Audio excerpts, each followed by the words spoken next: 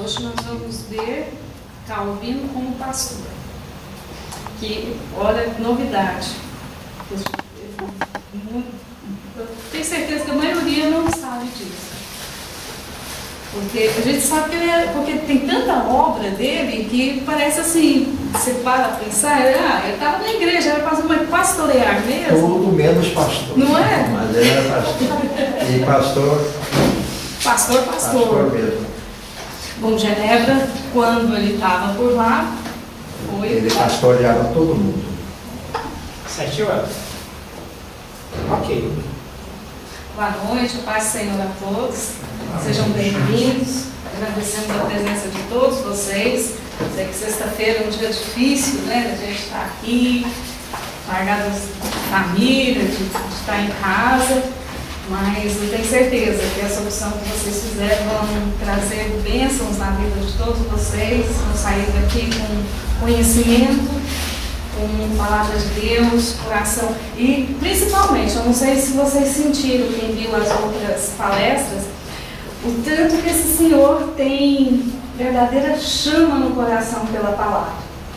É empolgante e ao mesmo tempo a gente fica constrangido, porque alguém que já leu tanto, já estudou tanto, falar que a palavra de Deus, ele não entende, ele fica assim, pergunta para o Senhor. Isso é espetacular, esse amor, sabe? Eu acho que muitas vezes a gente não entende direito o que é a palavra de Deus. Eu acho que ele tem esse conhecimento mais claro do que a maioria de nós, né? Então, o seu Walter hoje vai estar falando sobre a vida de Calvino como pastor.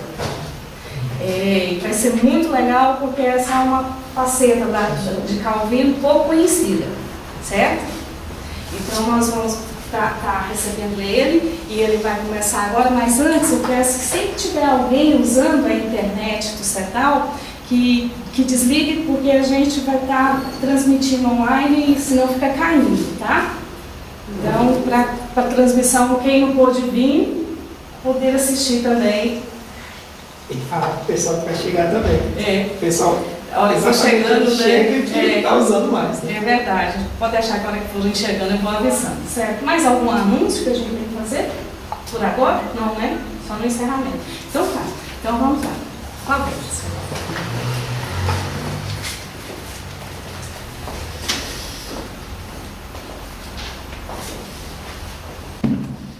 O meu computador vai ser ligado hoje?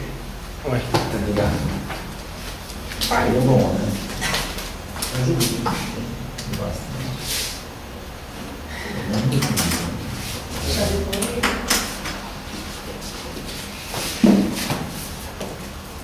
Sim.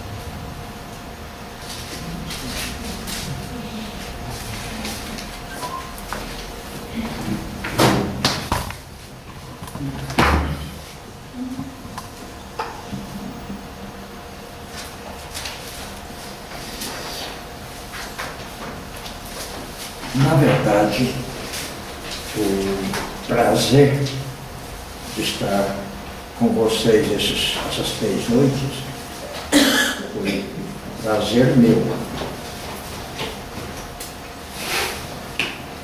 E eu nunca ensino algo sem sentir plena convicção.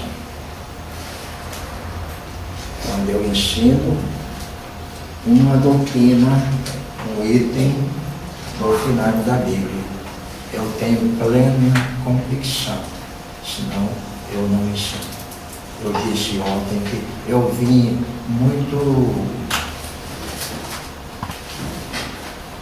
constrangido, porque parece que minha disposição, minha alma não estava sintonizada, mas quando cheguei aqui foi muito bom. Vocês passam essa convicção também que eu tenho, vocês passam para o preletor. E as matérias já estão gravadas, eu acho que aqui, quem se interessar pode pegar. E hoje à tardinha, minha esposa chegou lá na minha oficina e com uma mensagem de uma pessoa amiga. E a mensagem foi a seguinte: Deus só exige muito daqueles que têm a capacidade de vencer. E continua, ele não escolhe os já capacitados. Ele capacita e prepara os escolhidos. E é tão interessante essa visão plena de Calvino, a grandeza do reformador, é que ele tinha em Deus um ser ativo, completamente ativo do governo do mundo atual. Nós temos uma teoria chamada deísmo, que ensina que Deus criou sim o mundo, criou todos nós e tal, mas foi embora, ajustou tudo por meio de leis exatas, perfeitas, e foi embora cuidar da própria vida e deixou tudo aqui entregue a essas leis. Calvino, ele, não é só ele, mas ele ensinava a presença de Deus no mundo criado, principalmente no mundo humano e mais principalmente no mundo de seu povo. E ele então mostra, por exemplo, Abraão, ontem eu falei isso, Abraão não tinha nenhum preparo para ser nosso pai. Paulo diz que ele é nosso pai. E também, meus irmãos, quando Jeremias foi chamado, ele alegou para Deus: mas que negócio é esse? Eu não passo uma criança, eu não estou pronto. E usando minhas próprias palavras, né? Deus disse para ele: quem prepara sou eu. Nós encontramos tantos outros que não estavam preparados. Paulo estava preparado para exterminar a igreja. Lá perto de Damasco, ele foi derrubado pela luz divina. E lemos que ele foi para as regiões da Arábia e ficou por lá uns 3 anos, num seminário. Que seminário? O seminário dele. Porque eu acho que ele ficou no isolamento. Não havia seminário naquele tempo ainda, como nós temos tantos hoje. Então, Calvino passa isso para nós. Deus está no comando. Não precisamos nos preocupar. Ele está no comando. Ele chama pessoas despreparadas para... Apagou aqui, é assim mesmo?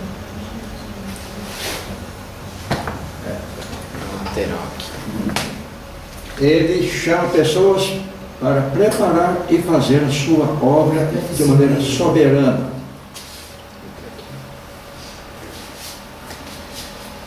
E temos aqui o texto de de João 21, depois de terem comido, perguntou Jesus a Simão Pedro. Todo mundo conhece tão bem esse grandioso texto. Simão, filho de João, dou conta de ler, Senhor. Amas-me mais do que estes outros? Ele respondeu, sim, Senhor, tu sabes que te amo. E ele lhe disse, apacenta os meus cordeiros. Tornou a perguntar-lhe pela segunda vez, Simão, filho de João, tu me amas? E ele respondeu, sim, Senhor, tu sabes que eu te amo. Disse-lhe Jesus, apacenta, pastoreia minhas ovelhas. Todo mundo aqui sabe que os dois verbos não são a mesma coisa. Apacentar é uma coisa, pastorear é outra coisa. Dentro da mesma perspectiva. Pela terceira vez Jesus lhe perguntou, Simão, filho de João, tu me amas? Pedro entristeceu-se por ele de ter dito, pela terceira vez, tu me amas? Tu me amas? E ele respondeu, Senhor, tu sabes todas as coisas, tu sabes que eu te amo. Jesus disse, apacenta as minhas ovelhas.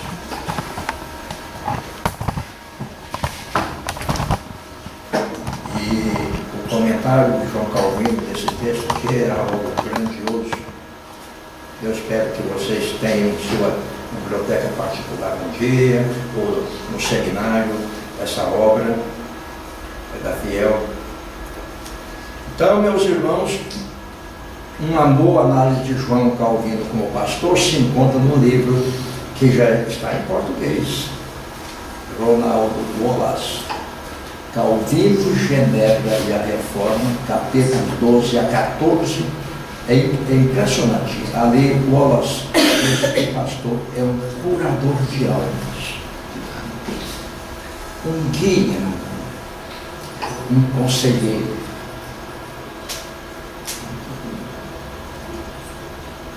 É que vale dizer que o pastor é um médico de almas. Ele pastoreia, apacenta o rebanho de Jesus Cristo. Ele busca por todos os meios da salvação eterna, a cura e a boa preservação das pessoas doentes do mais profundo de seus seres. Então, nós vamos definir uns termos aqui, comentando Romanos 15:16, Calvino afirma o sacerdócio. Quando ele usa o termo sacerdócio, o pastor é um sacerdote, não é no sentido católico romano, não. É no sentido que eu concordo, que o pastor é um sacerdote, como também é um profeta. E o sacerdócio do pastor cristão consiste em oferecer os homens em sacrifício a Deus, ao conduzi-los à obediência do Evangelho, e não como os papistas até agora arrogantemente ostentam em oferecer Cristo em sacrifício para reconciliar os homens com Deus. O sacerdócio do pastor não tem quase, talvez nada a ver com o sacerdócio romano. Não obstante, Paulo aqui não faz referência aos pastores da igreja simplesmente como sacerdotes, como se devessem levar o título a eles referido perpetuamente, mas que tomou a oportunidade para fazer uso dessa metáfora, posto que ele desejava enaltecer a dignidade e eficácia do ministério. Eu costumo às vezes dizer que muitos pastores estão brincando de religião, os crentes também, mas há muitos pastores brincando de religião. Portanto, para ele, a soma do ministério pastoral é proclamar o Evangelho ao mundo, arrebanhar os conversos por meio dessa proclamação, formar grupos ou igrejas para a administração dos sacramentos, para o ensino da palavra e a disciplina dos fiéis na fé. Ele apresenta três marcas da verdadeira igreja. E aqui ele realmente faz essa missão. A primeira marca é a genuína proclamação ou ensino da palavra. Não podemos distorcer a palavra de Deus. Ao volver-se para Calvin, Lawson diz: ele é ainda hoje o mais influente ministro da palavra que o mundo já viu. Nenhum homem antes ou depois dele foi tão prolífico e tão profundo em lidar com as santas Escrituras. Calvin costumava dizer que quando subimos ao culto, não levamos conosco nossos sonhos e nossas fantasias. Por quê? Porque a Bíblia é a competente, inspirada, inerrante e infalível palavra de Deus. E arremata: qualquer professor da Bíblia, independentemente de ser humilde ou notável, que decide misturar suas invenções na palavra de Deus, ou que sugere qualquer outra coisa que não faça parte dela, deve ser rejeitado, por mais ilustre que seja sua posição. Ele só se via sob a autoridade da palavra. Tinha consciência de que era ministro chamado do alto. Para ele, a mensagem da Escritura é soberana. A soberana sobre a congregação, soberana sobre o pregador. Ele declarava que, quando a palavra é pregada, o próprio Deus está, de certo modo, presente. Onde quer que seja pregado o Evangelho, é como se o próprio Deus viesse para o meio de nós. Meus irmãos, outro parêntese que alguns podem não gostar, mas eu vou falar. Amém. Glória a Deus, glória a Deus. Nesses tempos que o louvor tomou um predomínio da igreja no culto, esses grupos que vão cantar nas igrejas, eu já vi com esses olhos que a terra é de comer. Não é intenção. Eles cantam. Quando a palavra de Deus é aberta para a proclamação, eles vão embora, eles se retiram. Eu não creio nesse louvor. Vocês creem? Deus está recebendo esse louvor quando um principal louvor é a obediência à sua palavra. Estou falando a vocês uma coisa seríssima. O louvor seria a palavra de Deus cantada. Como que você vai embora? Toda vez que eu vou ministrar louvor, desço um pouco. O que eu entendo, minha irmã, o que eu quero entender sinceramente, é que esses cantores são cantores profissionais. Eles não são louvadores verdadeiros. Eu sou um indivíduo hoje preocupado com o louvor na igreja. Eu não sou um indivíduo bitolado, meus irmãos, eu não sou bitolado. Eu sou um indivíduo de mente pensante. E meu interesse está nele. Muita coisa que está acontecendo nas igrejas evangélicas, igrejas verdadeiras, é um louvor equivocado. Não pergunto se Deus está satisfeito com o que eles estão cantando. Nunca pergunto. Nunca pergunto. Eles fazem tudo aquilo e acham que Deus está agindo, está satisfeito. Esse não é o Deus da Bíblia. Glória a Deus, aleluia, Jesus. O Deus da Bíblia que eu conheço é outro. Ele nos ordenou até como louvá-lo. Os salmos são um compêndio de louvores. Apocalipse 5 e todo o livro nós temos exemplos de louvores. Não questiono, não me interessa questionar sobre palmas, sobre a dança. Quem sou eu? Se a pessoa canta e dança, movimenta o corpo e com sinceridade para o Senhor, ele pode receber. Não questiono isso. Essas palmas não são bíblicas, mas eu não questiono isso. Para mim isso aí é periférico. Eu questiono questões mais profundas no louvor dos filhos de Deus. E estou preocupado com isso, com o ministro da palavra. Quando comenta os primeiros capítulos do livro de Ezequiel, ele faz essa declaração, que os pastores enfrentem todas as coisas sem medo, por meio da palavra de Deus, da qual foram constituídos administradores, que eles reúnam todo o poder, toda a glória e a excelência do mundo, a fim de conferir a primazia, a divina majestade desta palavra. O meu medo é que muitos cristãos vão bater na outra porta e não na porta do céu. Quando Jesus, quando eles morrerem e quando nosso Senhor vier, meu grande medo é que eles estejam sem perceber do lado esquerdo do Supremo Juízo e não do lado direito. Que suas vidas aqui não foram para a glória de Deus. E toda a nossa vida tem que ser para a glória de Deus.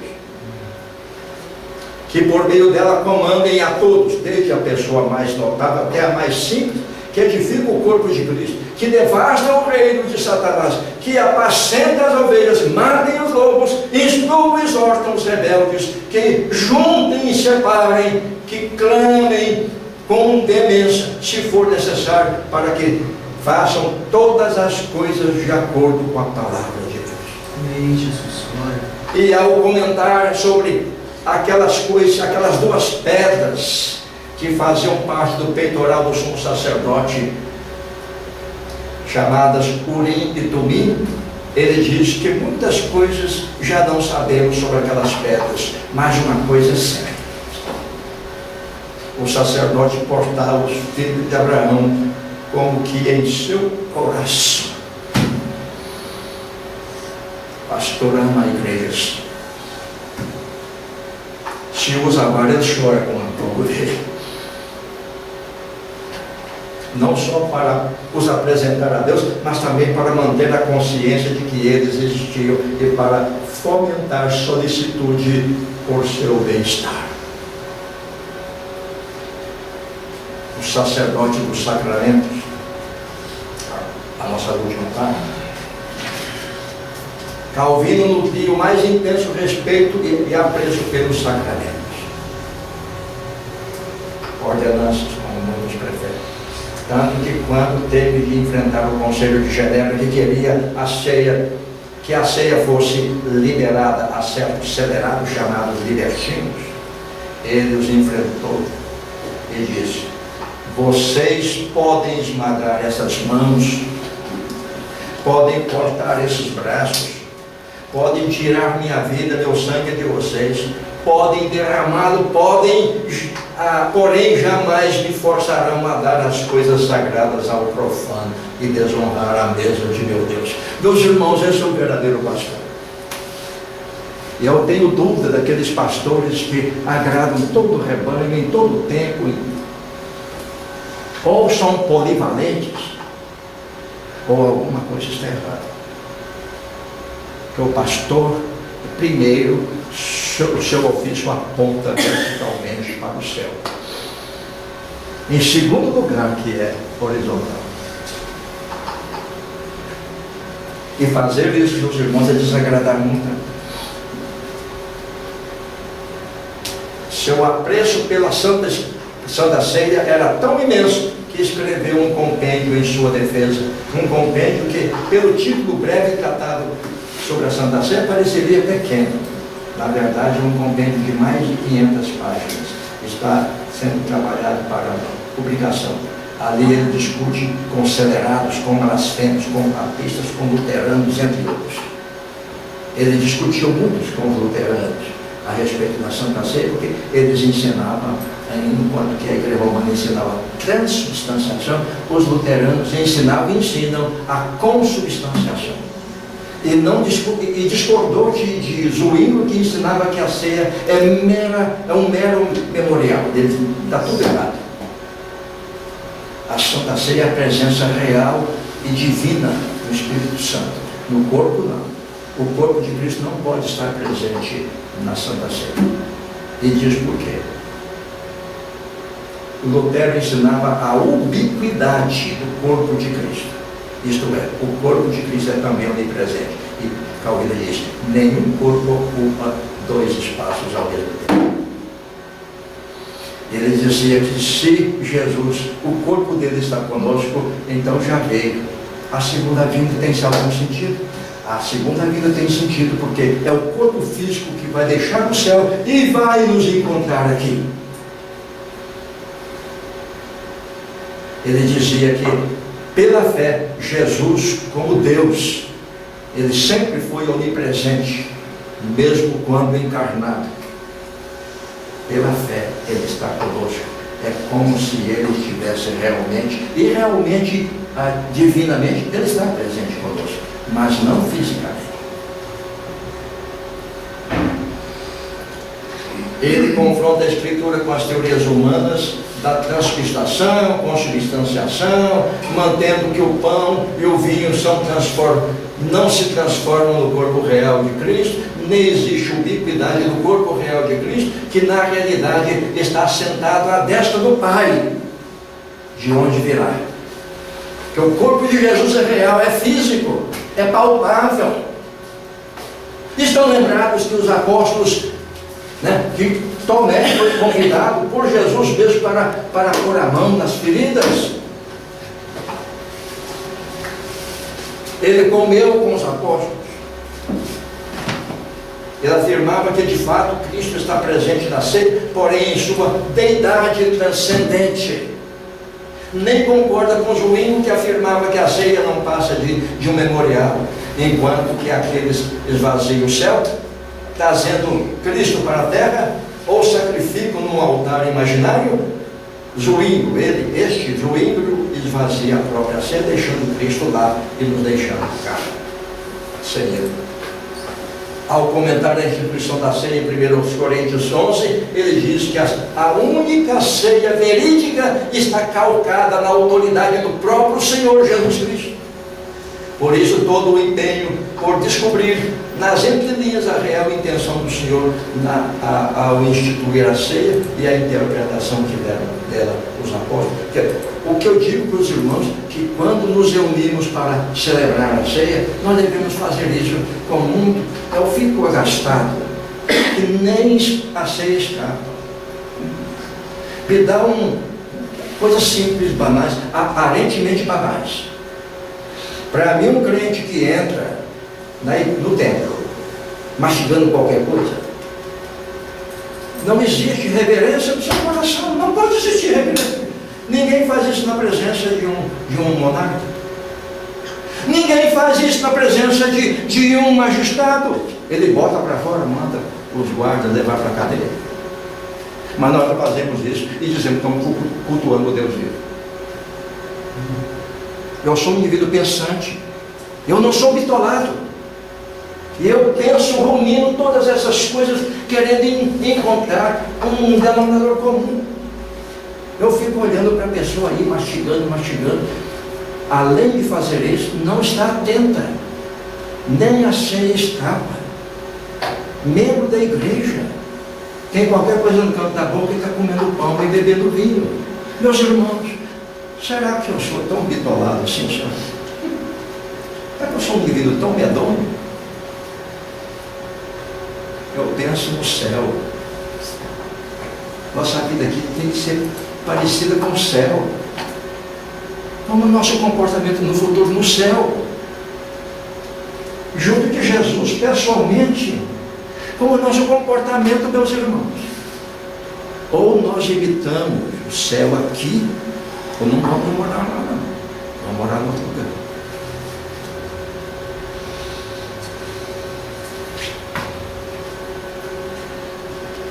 Daí dizer, por isso, quando volvemos nossas costas às normas que os homens engendram, então a autoridade exclusiva de Cristo permanece inabalável. E diz ainda que o propósito do sacramento da ceia é que sejamos confirmados na bênção que a morte de Cristo confere. Nós estamos tratando na ceia dos irmãos, é do Gólgota.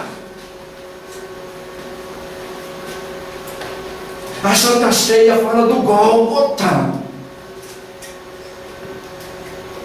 Fala do Getsemane, do Gólgota, da sepultura de nosso Senhor. E a irreverência de muitos Então me justifico a minha atitude de dizer, esses não estão adorando ao Deus. Na hora do cântico, todo mundo canta, que meus irmãos vibram e tal e tal. Essa é a minha observação sobre o louvor moderno. Essa é a minha observação. Eu faço uma análise. Alguma coisa está errada, alguma coisa está desconjuntada. Nosso comportamento é ambíguo. Não vamos lá para ouvir o ensino da palavra que tem a supremacia. Não é o louvor que tem a supremacia, é a palavra de Deus. Eu sei que muitos pastores, muitos pregadores são culpados disso, que eu ouvi certos pregadores, meus irmãos.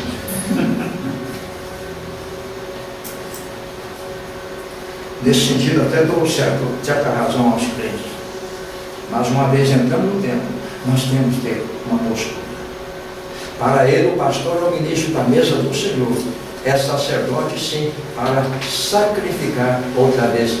Não para sacrificar, e sim para proclamar Cristo já crucificado, redivivo e aclamar nos mais altos céus. Tem mais um, aqui é pequeno. Autoridade na disciplina. Hoje falar nisso é muito difícil. Conselho depende do governo da sua igreja. O governo presbiteriano tem um conselho, né? Pastor é o presidente do conselho, mas outras igrejas têm um governo diferente e o pastor tem autonomia e tal. Mas não importa.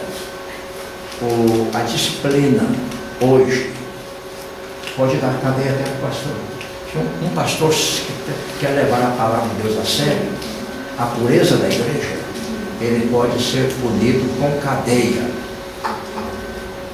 por disciplinar uma pessoa. O indivíduo se diz crente, membro da igreja, comungante. Ele é capaz de mover uma ação processual contra o conselho da igreja, contra o pastor e ganhar e sorrindo ver essa gente dentro de uma cadeia. Muitos membros da igreja deviam ser membros de outra coisa, não da igreja. Para que ouvindo todo escândalo do ser de uma igreja, tem de ser corrigido pelo conselho da mesma. Em certos casos é preciso levar o assunto para a assembleia. Nesse sentido, há muita semelhança. Os que, por exemplo, os batistas que têm um governo congregacional, a assembleia resolve tudo. E no nosso caso, por exemplo, a assembleia só em casos especiais é reunida. No governo congregacional, a Assembleia está sempre se reunindo para resolver os problemas locais. Mas é muito difícil publicar do público a disciplina de um membro da igreja hoje. É um grande risco. Em primeiro lugar, ele se preocupa quando a pureza da própria religião é posta em xeque em razão de ser, de alguma forma, corrompida. Se não houver disciplina, a igreja se corrompe. Nós cremos que os crentes são tão bonzinhos, tão santos. Nós cremos que os crentes são justos. Meus irmãos, o que um crente é capaz de fazer, vamos deixar para outro assunto, eu acabei dando ouvido, deixar para lá. Mas nós somos semelhantes aos incrédulos. Às vezes somos refreados pelo temor de Deus, pelo conhecimento bíblico, tá? Mas mesmo assim temos a vontade imensa de torcer o pescoço das autoridades da igreja. Aliás, por falar em autoridade da igreja, hoje as autoridades de uma igreja são postas em xeque constantemente. Os crentes não acreditam mais que eles têm autoridade.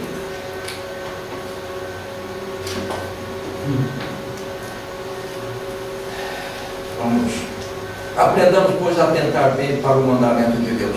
não corrompendo seu culto com quaisquer invenções profanas, por mais agradáveis que sejam aos nossos sentidos. Um jovem de uma igreja, eu quero bem aquele jovem. Ele então era meu barbeiro. Pode não acreditar, mas ele era meu barbeiro. Ele me perguntou: eu quero um conselho seu. Nós estamos pensando, jovens, fazer na minha igreja lá uma rifa e tal. Falei: rifa. Vocês querem fazer uma rifa? É, porque consegui dinheiro. Quer dizer, vocês vão dar dinheiro para a igreja só se houver rifa? Vocês não usam o dízimo? Os cristãos evangélicos costumam usar, né, ser dizimistas e resolve os problemas da igreja. Aquele rapaz não gostou mais de mim. Eu ia dizer o quê? Eu falo que minha convicção. Ele censura a igreja de Roma de apresentar a Deus fogo estranho em suas missas. Isso é sério. Se ele vivesse hoje, teria que lançar suas abrasadoras invectivas contra o povo chamado evangélico, cujo culto quase já não tem qualquer semelhança com o culto prescrito por Deus. Em seguida, ele localiza a vida imoral dos cristãos, discutindo isso no capítulo 5 de 1 Coríntios, acerca do homem que vivia maritalmente com a própria madrasta. Ele lá diz que era madrasta. Eu não vejo outro recurso. Muitos podem pensar que era a esposa, né, que era a mãe dele, que a própria mãe dele. Não, aí seria longe demais. Eu penso que o pai tinha casado de novo e ele passou a ter um romance com a madrasta. Calvino tem essa ideia e eu penso assim. Nossa atenção se volta para o fato de que numa igreja local é possível gerar-se um crime mais hediondo, com a prática da sodomia, do estupro. A sodomia hoje já não é pecado, não é menor, a sociedade aceita e aprova e está tudo bem, e muitas igrejas também aderiram. A pedofilia, o incesto, como é o caso aqui, esse é o lado humano da igreja, que intrinsecamente é uma instituição divina, mas tem o seu lado humano. Como corrigir essas coisas? Nós vamos corrigir a pedofilia, sodomia, incesto, etc. Que são pecados, meus irmãos, seríssimos.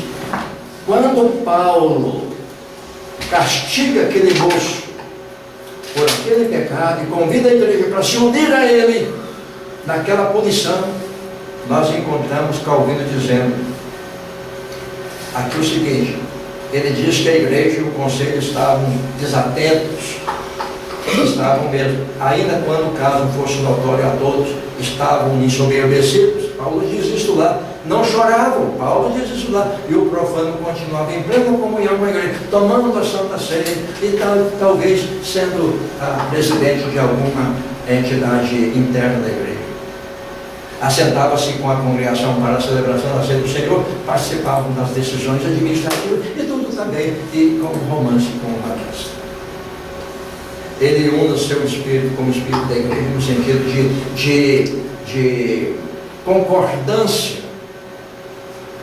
Isto é, une as duas autoridades no uso do poder das chaves, para ele não fazê-lo sozinho, e nem a igreja fazê-lo sem o endosso apostólico.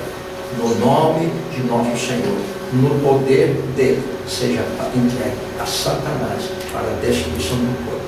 Eu confesso para os irmãos, esse é um texto que me traz muita confusão mental. Porque aquele rapaz, Paulo não disse que ele estava perdido. Ele não disse que o rapaz ia para o inferno por causa daquilo. A disciplina era para que o rapaz se corrigisse, largasse aquele romance e se casasse e vivesse a vida cristã ainda, entregue a Satanás, meus irmãos, E ele explica isso. Ele diz que para que uma reunião seja celebrada no nome de Jesus, demanda-se duas coisas. Primeiro, que a reunião tenha início com a invocação do nome de Jesus, o Senhor da igreja. Começa com a invocação do nome. Não se deve, segundo, não se deve fazer nada que não seja em conformidade com a autoridade da palavra. Portanto, que os cristãos reunidos estejam comprometidos de só agir depois que o Senhor da igreja seja invocado com toda a sinceridade, rogando que sejam guiados por seu Espírito e que todos os seus planos sejam, por sua graça, dirigidos rumo a resultados benéficos, positivos. Para que se faça uma boa abertura, deve igualmente consultar sua boca, no dizer do profeta, em outros termos, após consultar seus oráculos. Para nós, os oráculos do Senhor neste livro são a autoridade máxima. Devem entregar-se a si mesmo todos os seus planos com completa obediência à sua vontade. Ao usar o termo excomunhão, ele afirma que essa excomunhão é uma ordenança de Deus mesmo e não do homem. Portanto, sempre que a usarmos, em que ponto começaremos senão? Em Deus. E ao falar do poder de Deus com os crentes congregados, ele diz: quão importante é a excomunhão legítima aos olhos de Deus, visto que ela depende do poder de Deus. Ele está falando aqui de excomungar alguém. Isso é um ato extremo. Os crentes são disciplinados, se continuam membros da igreja, pelo menos no nosso caso, ele fica, perde os privilégios temporais e tal, até um dia ele é recebido de volta com quebrantamento. Agora, eu já enfrentei no meu pastorado 2 excomunhões. Foi difícil demais. Uma mulher obstinada, quanto mais entrou na reunião do conselho e acabou conosco. Se abríssemos a boca, ficaria pior. Daria até cadeia. Então, o conselho ficou calado. Quando ela saiu, decidimos, por unanimidade, excomungar aquela mulher. E anunciei no público. Esta mulher foi excomungada pela autoridade do conselho, à luz da palavra de Deus. Ela, portanto, não é membro mais dessa igreja. Estava realmente entregue a Satanás, literalmente, meus irmãos, que Calvino diz que aqui ele diz que os excomungados são entregues a Satanás, não porque lhe pertençam, mas para que sejam corrigidos por ele como um ato, como uma azorra que interpreta isto assim. Entregar a Satanás é uma forma adequada de descrever a excomunhão, visto que enquanto Cristo reina dentro da igreja, Satanás reina fora dela. Então, o membro da igreja que é excomungado, ele perde toda a proteção. Ele fica sob o poder de Satanás. Isto é entregar a Satanás nada mais do que tirar do excomungado temporariamente a proteção dos muros da cidade santa, a igreja. Ele, cita Agostinho, em virtude de sermos recebidos à comunhão da igreja e de permanecermos nela na condição de que estamos sob a proteção e responsabilidade de Cristo. Enquanto professamos o nome de Cristo fielmente, nós estamos protegidos, meus irmãos. Daí eu não posso concordar com a ideia moderna de que os crentes podem ser possessos de demônios. Isto é impossível, meus irmãos. Os crentes estão diretamente sob a proteção do Espírito Santo. Teoricamente. Teoricamente. Explique isso, né?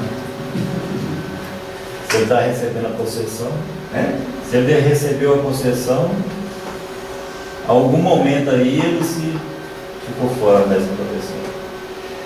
Se o crente que tem o Espírito Santo pode ser possesso, ele pode ter 2 senhores morando no mesmo coração, meus irmãos, então eu estou muito fora. Isso é impossível. O crente, enquanto professa o nome de Jesus, o Espírito Santo guarda. Se ele for possesso, ele não tinha a proteção do Espírito Santo. Um membro da igreja pode não ser, o membro da igreja local pode não ser membro da igreja eterna. Isso. Aí já é outra coisa. Isso que eu quis dizer. Eu estou pensando em crente verdadeiro. Isso. Quando Jesus repreende o Pedro, A regra Satanás. Ele tem não alguns está, textos na Bíblia que me intrigam. Eu não sei muito, eu estou aprendendo. Sabe? ele não está expulsando de Pedro Satanás. Ele está chamando Pedro de Satanás, porque Satanás significa adversário.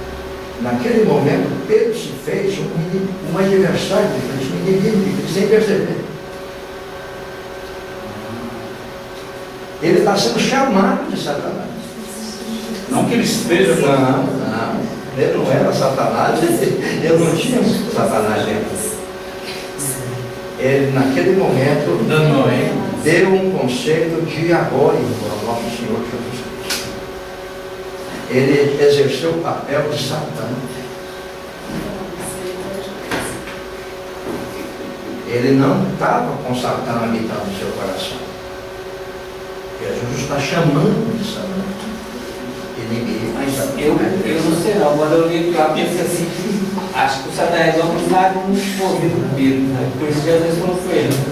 Como é? Eu senti assim, quando eu vejo aquela passagem lá, para mim eu tenho que achar que o Satanás deu uma ventiladinha no ouvido do Pedro, ele Com certeza, ele deu crédito. Ele, sem perceber, o crente recebe esse sopro do inimigo do lado de fora, sem perceber. De repente ele cai numa desdita sem perceber. E era insinuação, era sugestão do inimigo. Porque o inimigo, embora não possa morar dentro de nós, que nosso íntimo é a habitação de outro. Do Espírito Santo. Mesmo assim, ele está por fora.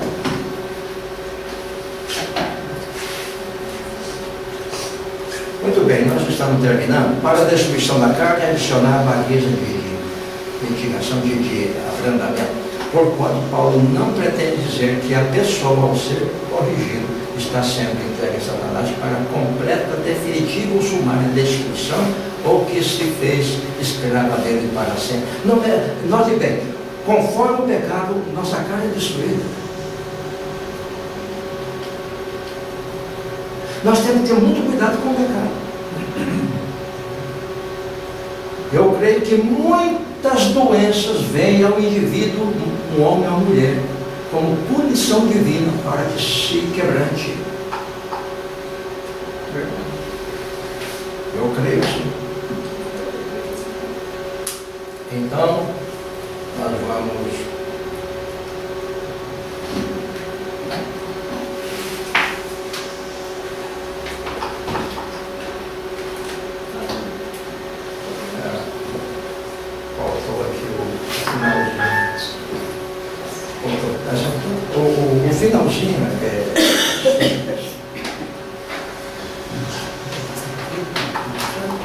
o finalzinho eu falo de poema.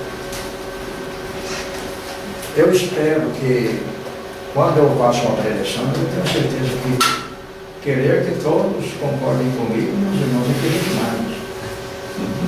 Eu faço uma preleção com convicção para que meditem, mesmo discordando, mas percebam que o meu embasamento é a Santa Escritura.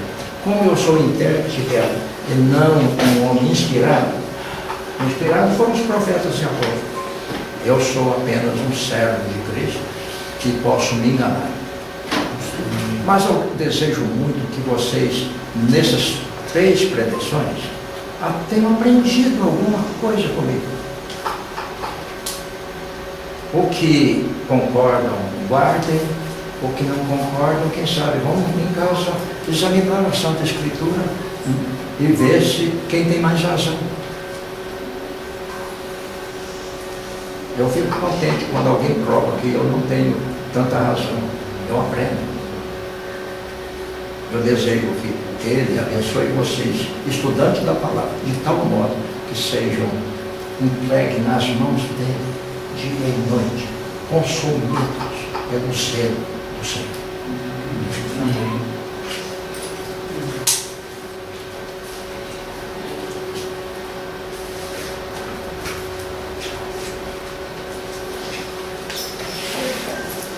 Alguém tem alguma pergunta?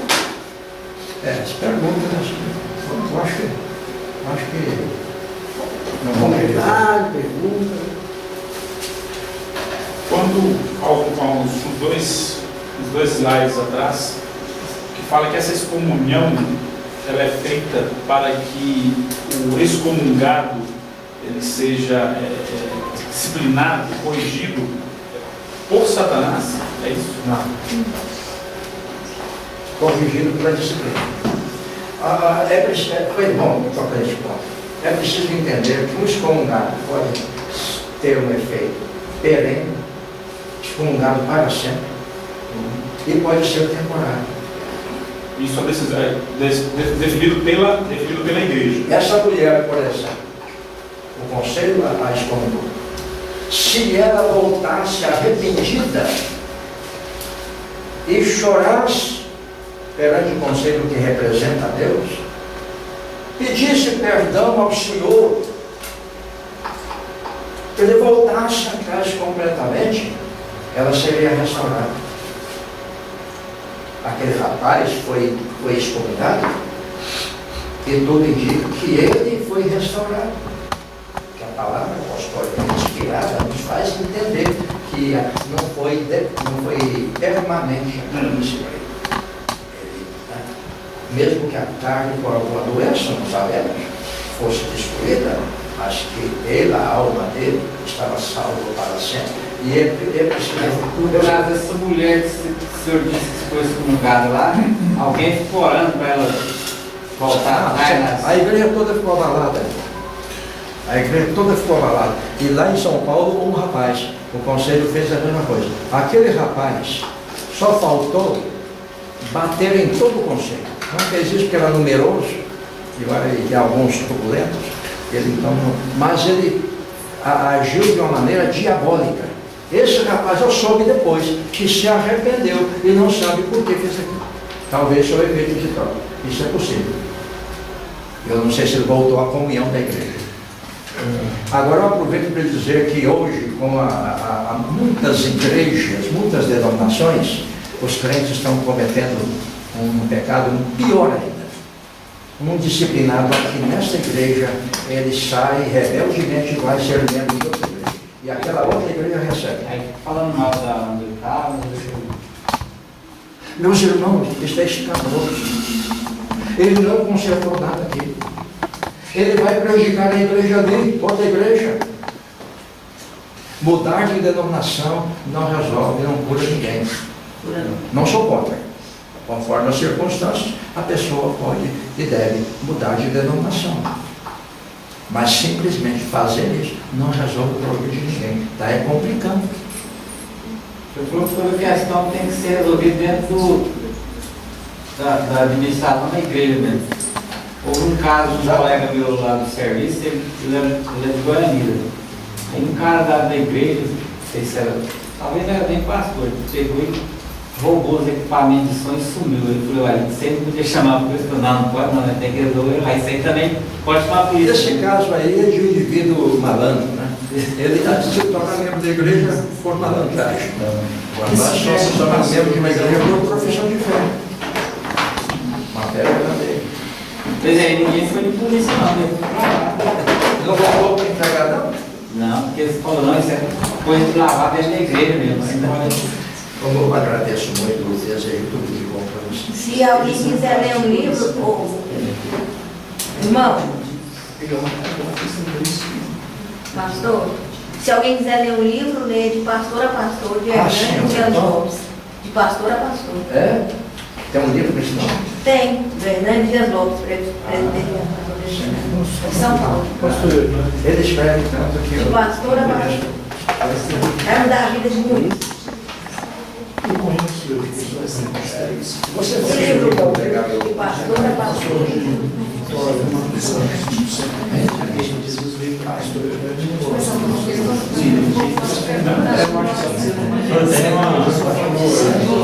Eu fiz um comentário no ano 16, onde fala que a reconciliação com o homem foi feita através da obediência do homem a Deus. Romanos 15:16. Mas fala que Deus através de Jesus Cristo. Como é que foi essa decisão?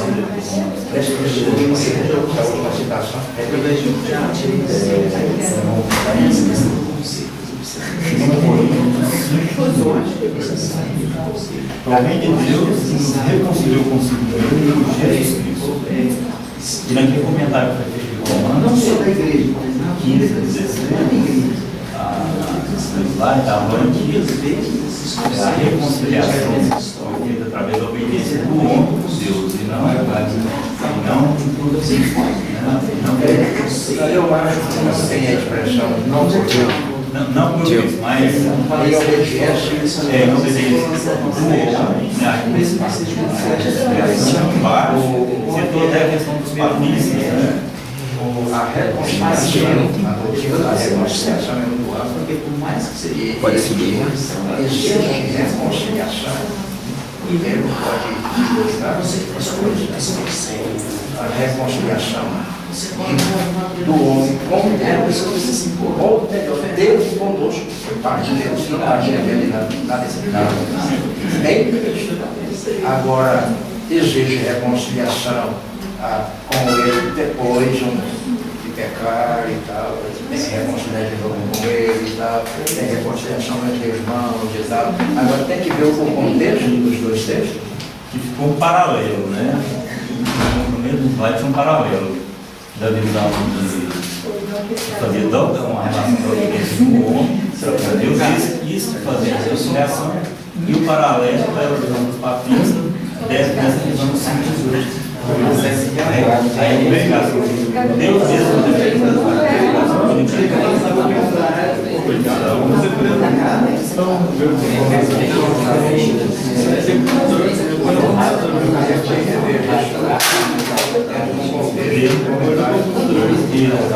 da visão. Você foi dentro do trabalho do Wallace, Ronaldo Wallace.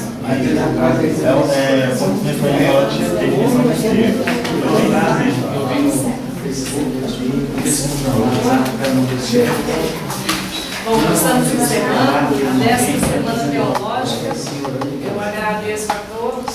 Espero que vocês tenham realmente percebido a preciosidade desses dias, desse ensino que nós recebemos.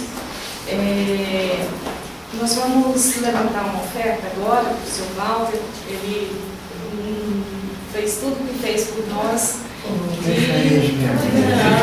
Olha, a gente precisa. Eu faço isso gratuitamente, sem nenhum interesse. Mas a gente É meu ministério. Mas é nosso, querido pessoal. Tá bom? Eu vou lá de gratidão. Certo?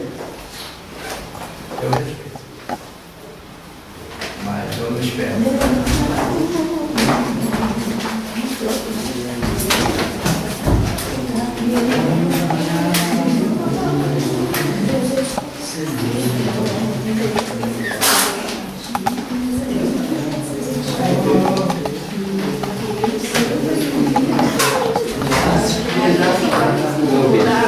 Passou a assinatura já? Eu acho que você ficou sem assinatura só pelos dois, ainda não chegou. CDzinhos para distribuir com quem está lá, certo? Para agradecer imensamente pelo presente que o Senhor nos deu, aqueles livros são preciosos para nós.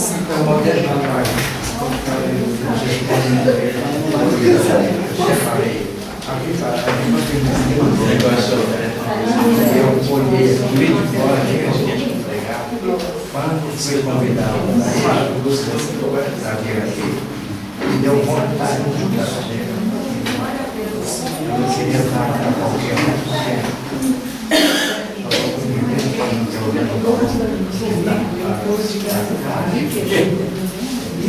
vai ser muito gostoso.